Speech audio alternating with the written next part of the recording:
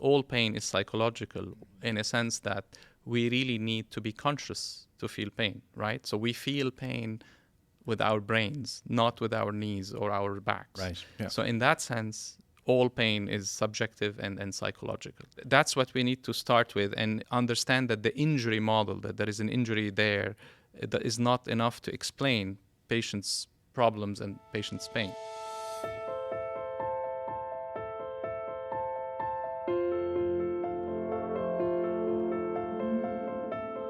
I'm John Foxe, Director of the Monte Institute for Neuroscience here at the University of Rochester, and I want to welcome you to another episode of Neuroscience Perspectives. I'm absolutely delighted to be joined by one of our own very brilliant minds, Dr. Paul Geha, Associate Professor of Psychiatry, Neuroscience, Neurology and Dentistry here at the University of Rochester's Medical Centre. Dr. Geha's research focuses on pain, particularly how pain signals transform into pain perception in the brain and how mechanisms are altered in chronic pain, a really difficult issue. His work explores the interaction between chronic pain and addiction and how the brain's reward system is linked to chronic pain as well. He is currently investigating if language or facial expressions can be used to diagnose people with chronic pain, and if a biomarker in the brain can identify who is at risk of low back pain becoming chronic, and whether the brain signature of chronic low back pain can also indicate other chronic musculoskeletal conditions like knee arthritis pain or nervous system related chronic pain. Paul, it's really fantastic to have you here sitting in that seat. I'm dying to get into this issue of pain with you, which I can't imagine there's a single person listening in or watching us who hasn't had, their encounters with pain and chronic pain.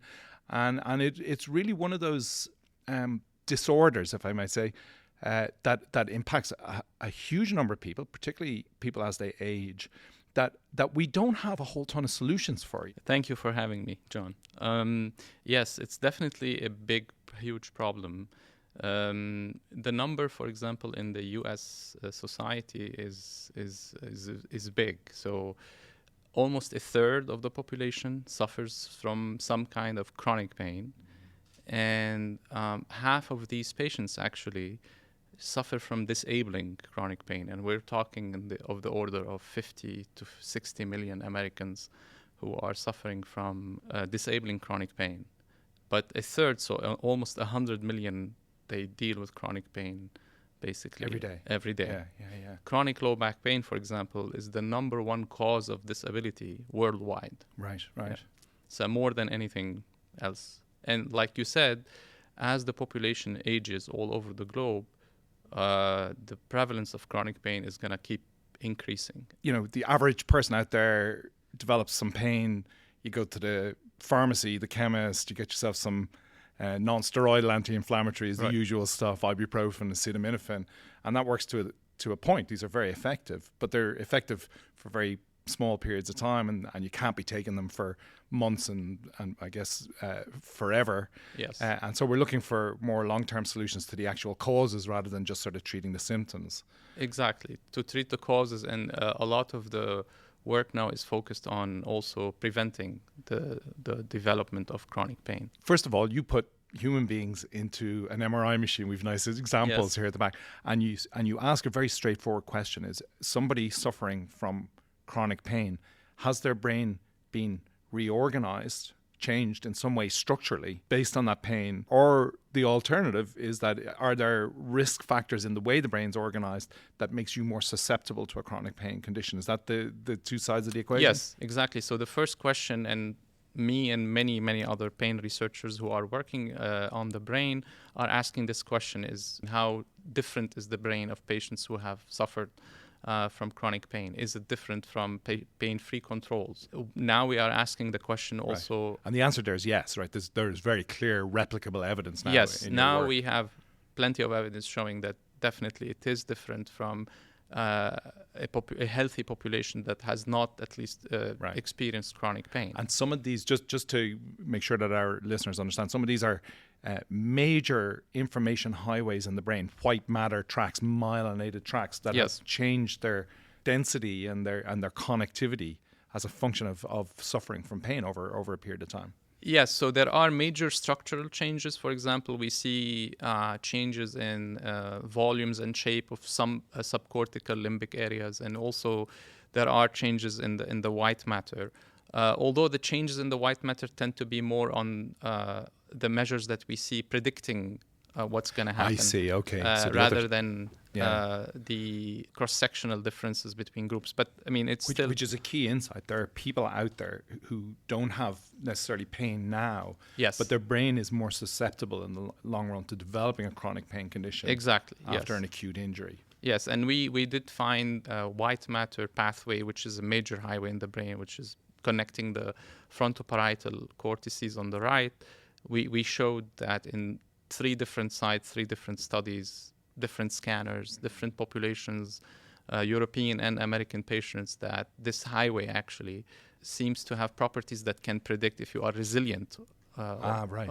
And is it more connectivity in that highway or less connectivity that's predicted? So more connectivity seems to predict resilience. And more directionality of water flow, as much as we can tell from the diffusion images. In addition to these findings, there are now some characteristics that we can see in the structure of patients' brains that show that they are different. And most recently, we are trying to see if we can actually identify those changes, exact changes in animal models of chronic pain, in order to be able to identify those markers in the animals and really try to understand more in depth what do they mean, how do they translate between humans and animals. And of course, then having these objective or as close to objective markers as we can have gives you a target to shoot at in clinical trials. You actually have an outcome measure. You have a way to measure whether this functional connectivity, these structural connections are actually being impacted by the intervention, whatever it might be. Exactly, and it has opened the door to new pathways, especially the limbic brain areas and the mesolimbic pathways. And people out there are already doing studies to try to target, for example, mesolimbic dopaminergic pathway, because from the imaging data and a lot of now animal data, it shows that it's very important in the development of chronic pain. So it gives you definitely... So it's a really, really, really important development of a tool set. Exactly. That gets clinicians past smiley faces on a piece of paper. Exactly, yes. And so new targets and also new tools. For example, I think that, it's still at its very beginning, but the pathways that we have been identifying for resilience, I think they should be tested in, for example, patients who are going for back surgery, because we know that a lot of patients with back surgery, they don't do well after the surgery, and actually some of them get worse. Right, and there is a label for that in medicine called failed back surgery syndrome, and those patients actually suffer a lot after. If they're and this is a surgery that went completely well, no mistakes, nothing, but still the patient comes out worse from a pain perspective. Yeah, and there's a very distinct possibility you might have been able to say something about whether this person was predisposed to this. Exactly. Post-surgery syndrome. Exactly. So one way of using those markers would be, if we scan those patients' brains, will we be able to say, okay, this patient is at a higher risk of developing more pain, or is not going to respond to the surgery, and so you would avoid the suffering, and you would also avoid a lot of the cost of going through surgery also. I just want to cycle back to something that you slipped in there. Yeah. Multiple scanners, different manufacturers, multiple research groups across multiple countries/continents. Yes. That's very important, right? Yes. Tell us why that's important. If you want to have a measure that is valid, it has to be reproducible across scanners, across continents, and reproducible in the same type of population. Right. If you repeat it again. So that's now currently the challenge that we are facing, not just with pain imaging, but with all kinds of imaging that we are doing. And now we are working, because a lot of researchers across the world and also major funders have actually provided us with large data sets. And we are working now to see if, for example, what we have identified and others have identified in the last, I would say, 30 years of brain imaging, if it stands the test of reproducibility. What is reproducible, what is not, and how can we validate what we have, or actually just say, well, those findings were not reproduced and we shouldn't go that way. And so my lab has engaged in this effort clearly. We have two different studies where we try to really see if our finding is reproducible. But now you have also researchers who are trying to study pain in the UK Biobank, which has hundreds of thousands of brains, right? Scanned. I mean, it's not a clearly well-phenotyped population, but the field is heading there because we want something that is valid and reproducible and that works, that we can really bring back to the clinic and make use of it and help patients treatment. Yeah, no, I think it's a very important point, right? The rigor and reproducibility, exactly, that scalability across different countries is a completely key component of doing good science in this space. Exactly. Can we go back a little bit to the psychological behavioral health component of pain? I know from people in my own family, who had suffered really, really long-term chronic pain conditions, and how hard it was for them to be taken seriously by clinicians, because in some ways I suppose there's a frustration for clinicians. They don't have a whole lot to offer. Right. And then this person keeps showing up and saying, I'm in terrible pain, I have this horrendous condition going on and on and on. And there's this component that is psychological, which is, of course, the person becomes, when you're a chronic pain sufferer, you tend to perseverate on the chronic pain, right? It becomes, in some ways, the central tenet of your daily being, right? A lot of people are just governed by that pain. And so it really goes into psychology, psychiatry space. How are we dealing with that? How should we be dealing with that as a clinical enterprise and a research enterprise? I would say something that may sound a little extreme, but all pain is psychological, in a sense that we really need to be conscious to feel pain, right? So we feel pain with our brains, not with our knees or our backs. Right. Yeah. So in that sense, all pain is subjective and psychological, and all pains have a psychological component. Now, that's what we need to start with, and in a way,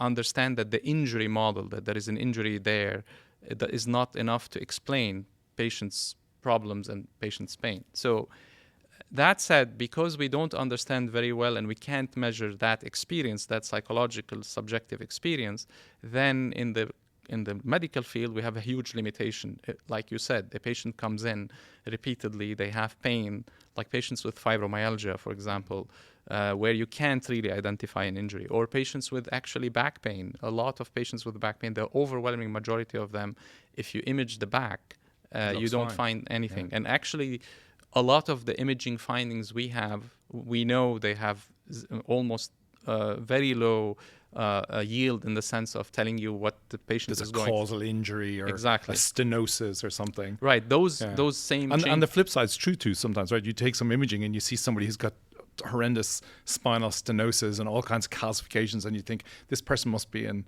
dire pain, and they're completely fine. They're riding a bicycle every day or whatever. Exactly, and that's a big problem, because now what can the clinician do?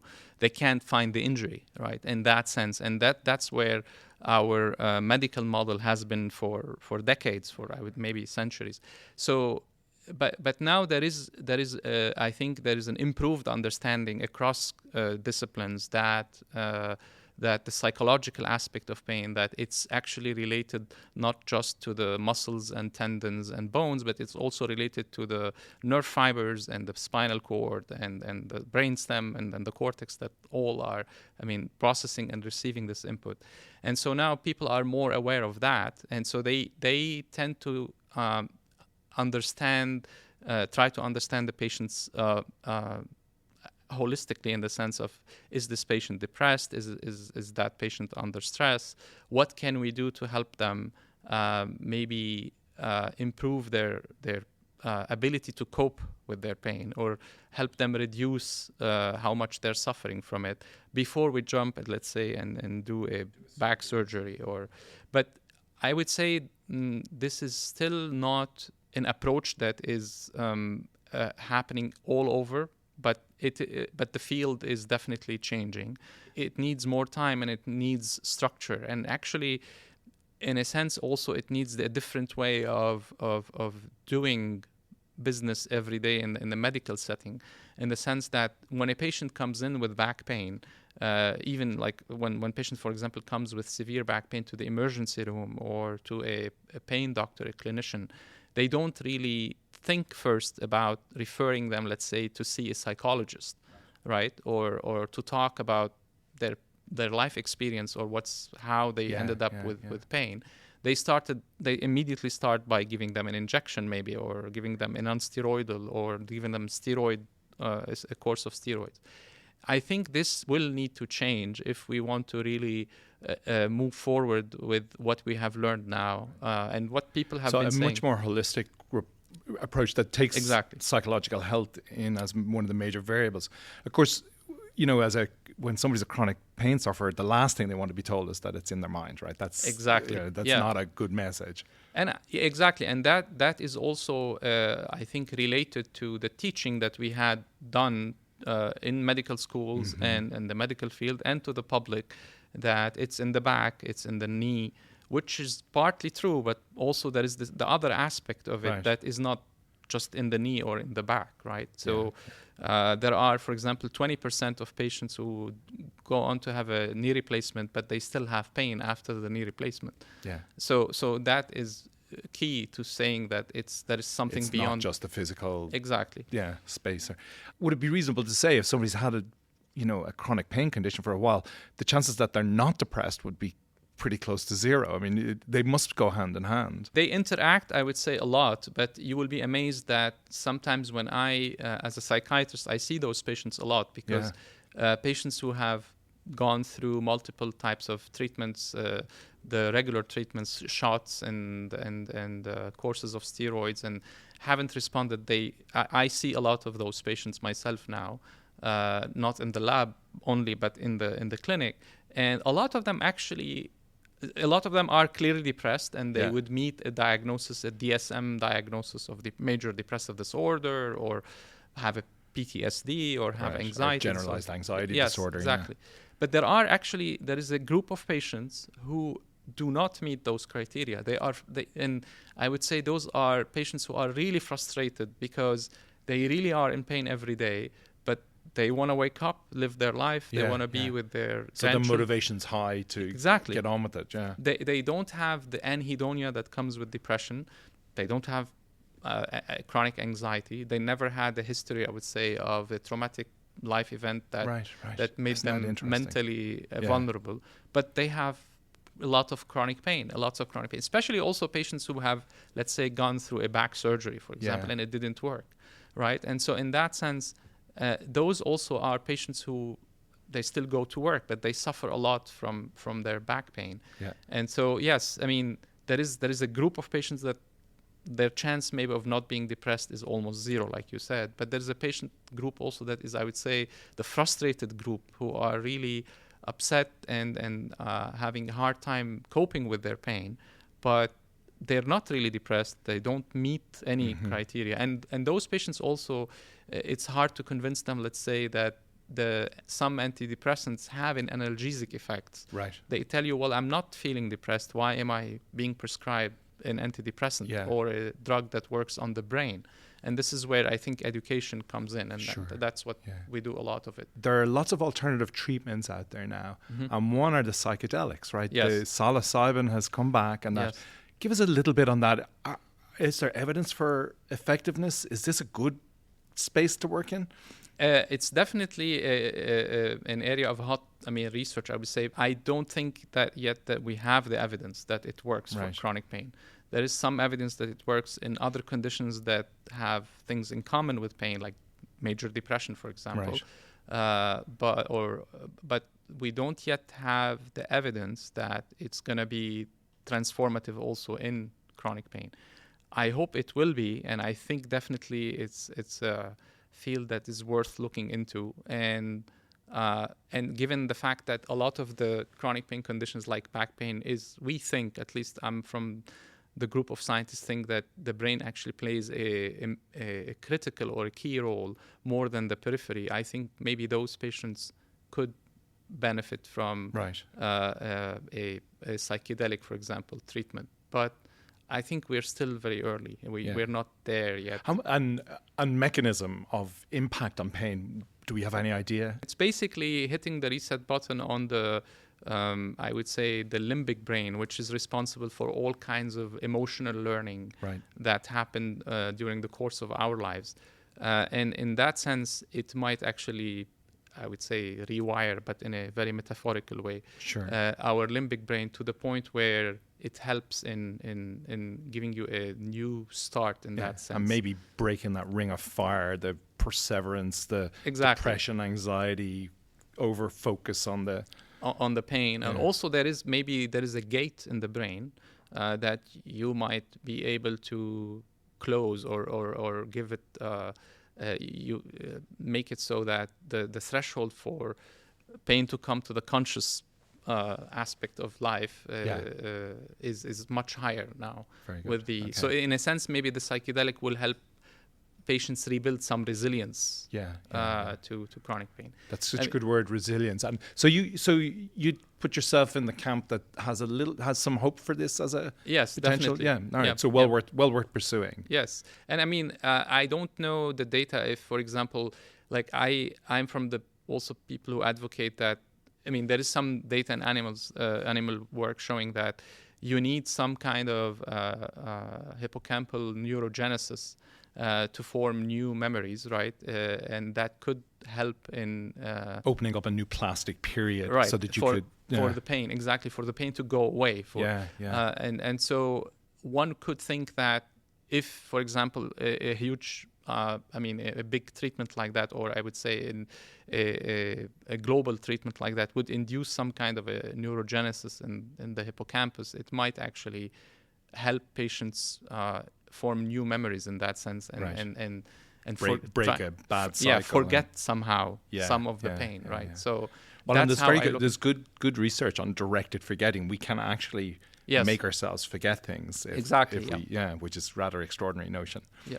Let's get over to you a little bit, because I think it'll be evident to the listeners as it is that I'm not originally from these shores, that you aren't either. So give us a little bit of the history of Paul Geha. Yeah, I mean, you started out life in the Middle East. Yes. In Lebanon, right? Yes. So childhood in Lebanon. Tell us about that, and when you got the science bug. When did you get bitten by that?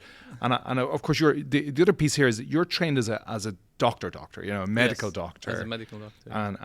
And have gone into research, which is maybe slightly atypical. Yeah. So give us that part. Yeah, it's actually atypical a lot for Lebanese doctors also. Is that right? Yeah. For cultural reasons. Yeah, cultural reasons. Yeah. So I was born and raised in Lebanon, and actually I think I was bitten by the scientific bug very early.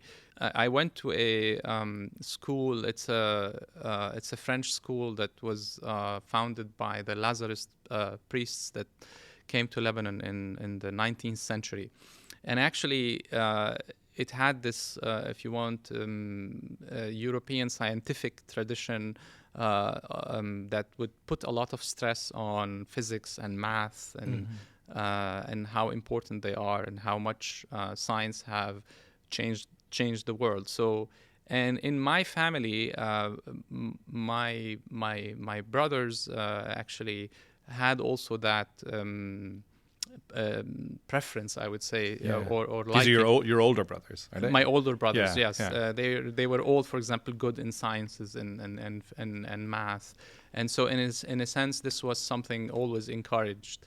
And I actually, to say the truth, I loved these topics. I loved science when I was in school, and I used to enjoy studying. And also the culture in Lebanon puts a lot of emphasis, and sometimes maybe too much, on the sciences. And I discovered this a bit late, where I tried to rebalance my education towards a bit the humanities in college. Right, yeah. But I think a good mix of both is very important. So, but it started, I would say, very early in school and high school. Yeah. And then I went to college in Lebanon to study biology, and then I went on to do a medical school. But I had an interruption in between, where I actually decided that my humanities knowledge is limited, and I really needed to delve into it. So I went and did 1 year of philosophy, just pure pure philosophy, and that actually made me think a lot about the mind and the brain, and that started really making. So a year of philosophy is where the neuroscience piece comes in. Exactly. So you married your biology to the process of thought. Right. And I was also coming from a country that was just coming out of a civil war, right? So when I went to college, the civil war had technically stopped in 5 years earlier. And so I had, the big question I had on my mind is how to explain what happened, and how can we explain human behavior, and why all these bad things and atrocities that happened during the war, how can we understand them. And so I first started, actually, interestingly enough, getting very interested in how can we explain violence in human beings. And my neuroscience professor in Beirut gave me the book by Konrad Lorenz on aggression. And so this is how I started really going into the topics of neuroscience. And when I studied medicine, I slowly started gravitating towards neurology/psychiatry. Gotcha. But then I finished my medical school. Now let me ask you though. And is this where some cultural pressure comes in, the med school, rather than going down this PhD neuroscience immediately? That's totally correct. And I confess I cave into that pressure. You did, okay. So this is mom and dad are saying you need to be a doctor, or a lawyer. Exactly. And in a sense, in retrospect, they might have been, not totally wrong, in the sense that nowadays being a PhD is riskier, even in science, right? As you well know. But yes, I caved into the pressure.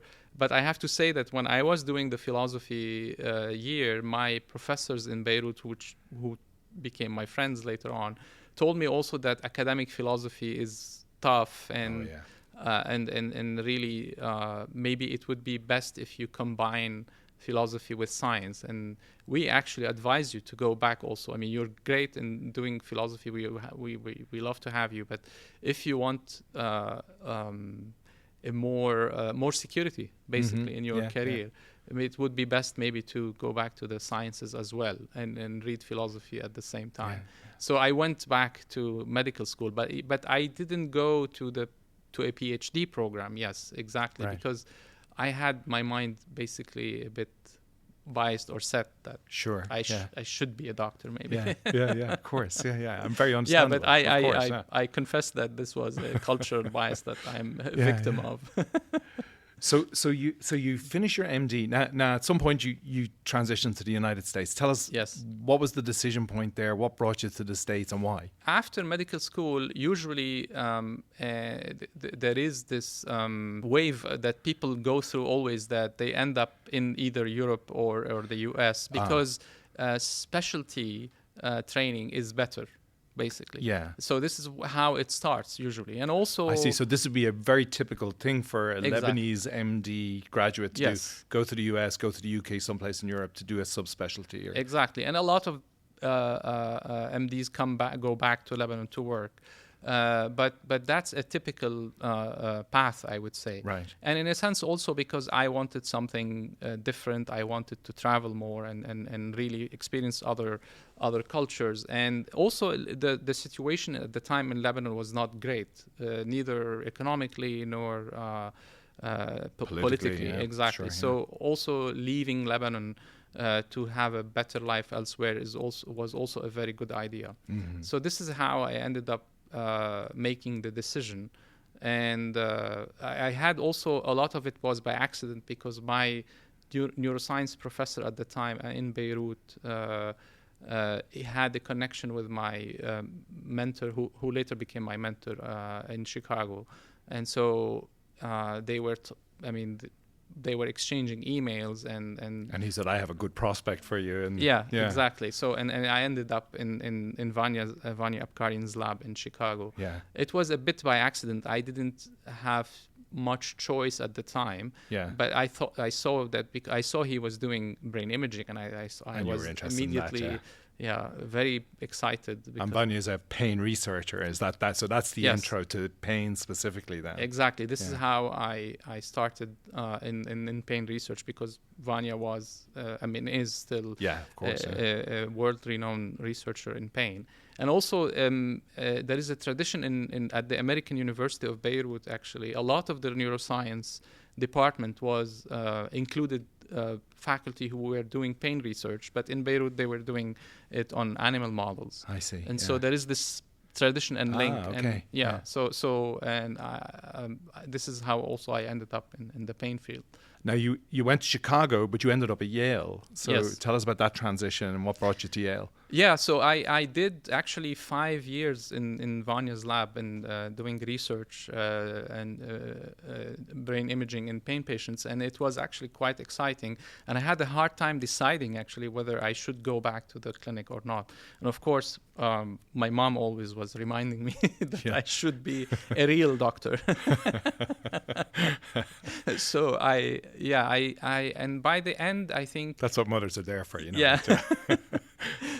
By the end of the 4 or 5 years, I got convinced that I can go to psychiatry and bring some ideas from what I've learned in the lab back to psychiatry, where we can do more measurement of the subjective experience of not just pain at the time, but I ended up going back to pain research. But I had the idea in mind that psychiatry would be the place where, if you've had an experience in brain imaging, it would be great to be, because you can bring the tool that now everybody is using. So I applied for the match, and I ended up matching at Yale University. Yeah. And then we got you. We poached you in the end here at Rochester, and we're very pleased to have you here. These are turbulent times for science. Yes. And we're in a transition patch, you'd have to say. Youngsters coming into the field, students coming to your lab. What are you saying to them? How are you saying to them, this is a good idea, or can you say that in good conscience to be in our field? Yeah, I mean, definitely, this is a very turbulent time, and very concerning time. I think students who come to the lab these days are actually quite aware of how difficult it is to be in science. And I just tend to remind them, and a lot of them already know this, like, for example, what I think my mentors used to tell me, like Vanya, for example, that if you don't feel really passionate about science, you might not be ready for the sacrifices that you have to do, because we work a lot. We tend to have we tend not to have a lot of vacations or a lot of free time, and in a sense, it's work that you can never really stop doing. You always bring it. If you bring your laptop home, or if you have any access to the internet, then you can work, right? And it's not something you can stop doing. And for me, I don't look at it really as work. I enjoy doing it. It's a vocation. Exactly. And I feel very lucky, actually, still very lucky, despite those turbulent times. But I tell my students that they have to know what they're getting into. And also, the good thing is that sometimes you have postdocs or students that come to the lab that actually just are gonna do 1 or 2 years and then decide whether they're gonna stay or not. And so, in a sense, there is still this opportunity where people can decide whether they're gonna go into it, like physicians, for example, like me, whether they're gonna stay in science or go back. But of course, nowadays, I would say the risk of them, or the probability of them not staying, is much higher than it used to be. Yeah. And as you say, that it's much less risky when you have that MD in your back pocket, because you can always that's your safety net. You can go back to doctoring, being a real doctor, as your mother had said. It paid off in the end during those times, but in a sense also that's unfortunate, right? So I didn't want it to be this way, and I feel that PhDs should have that security as well, right? And should feel that they can do this and take the risk. Because, in science, there are lots of unknowns. And even if you are doing the right thing and asking the right questions, you might not get the answers you want or you think you're going to have. And so there are lots of failures and lots of negative results, I would say. And that is happening every day. And if that's happening... And it's interesting you say failures, and I appreciate why you say that. But in our lab, we say there's really not a failure. Yes, it might not work out the way you had thought it would, but that's that's a piece of very, very valuable information. It shuts that particular thesis down, and then you move to the next one. And by definition, 95% of the things that we do shouldn't work, right? Exactly. Maybe failure is a strong word, but yes, exactly. And also this atmosphere of funding that is really hard, like where, for example, NIH's funding line keeps getting lower and lower, right? And so that means a lot of the grants you're going to send are not going to get funded despite having really relatively good scores, right? So so all of this now factors in, and this is something I don't know, I think every scientist now at any level thinks about every day. And so that's what there's definitely anxiety in the communities, right? But would you consider yourself hopeful, or are you a little bit pessimistic about the next decade, let's say? I am hopeful because I still think, and maybe I'm being a bit romantic here, that science is the only, I would say, I call it thing or activity that will always change the world.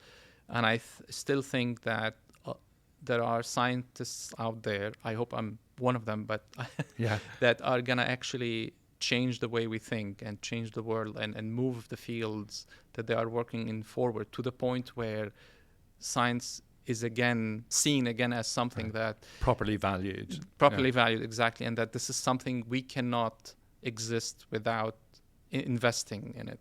And so I still feel that there are scientists who are doing that already, and that's gonna keep happening. And in that sense, I think people who undervalue science maybe will get to realize that they're making a huge mistake. Right. So in that sense, I am optimistic. But if you ask me the path to optimism I have, it's not very clear. But I'm not going to give up, yes. Yeah. Well, that's a great hopeful message to finish on, I think. And as you just said, I hope I'm one of them. I've had the great good fortune to observe the work that you've been doing over the past few years, and I'm absolutely certain that you're making major contributions to the world of neuroscience. I know that for a fact, Paul. Paul, it's such a pleasure to have you here. Thank you for taking the time. Thank you for also having me, and I'm also feel very lucky to be at the Neuroscience Institute here. Excellent. Thanks.